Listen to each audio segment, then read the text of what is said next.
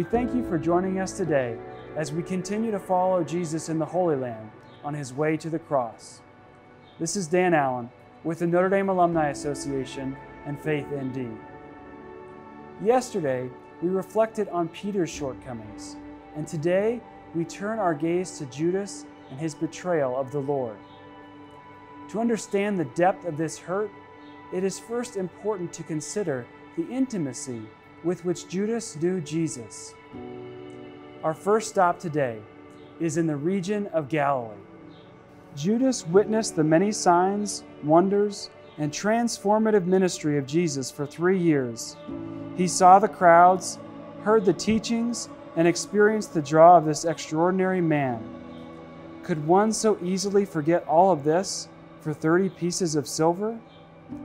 As we spend some time today in the places of Jesus' earthly ministry, we consider the times that we have taken Christ for granted.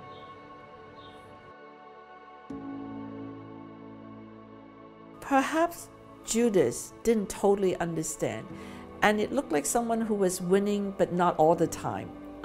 So I think I could relate Judas in a more human level than a totally evil person.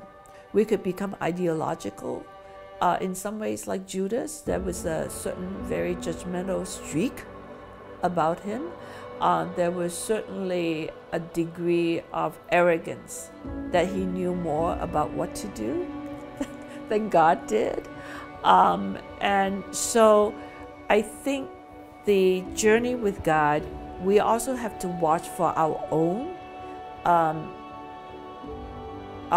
ideologies, our own biases, our own need to make God what we want of God.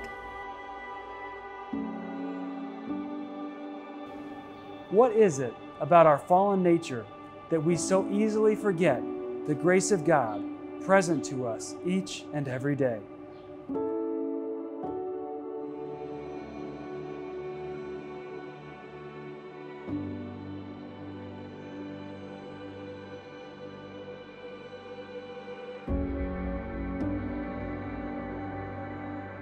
Next, we take you to the site of Judas's betrayal, the Garden of Gethsemane. We all know the familiar scene.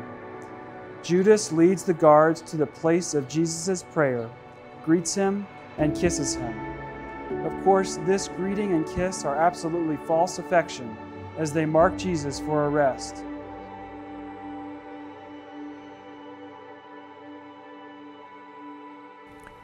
To be honest, I think I can relate to Judas as well.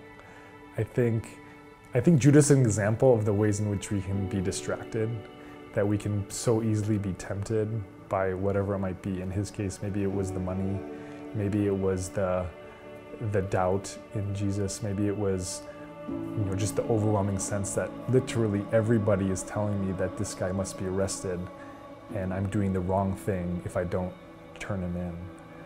And I think it's an example for us in the same way. I mean, think about all the distractions we have in our lives, whether it's wealth or power or fame, whatever those temptations might be. It's so easy to listen to the voices of the world rather than the voice of Jesus in our lives. So I've, again, always found Judas to be actually relatable in my own life.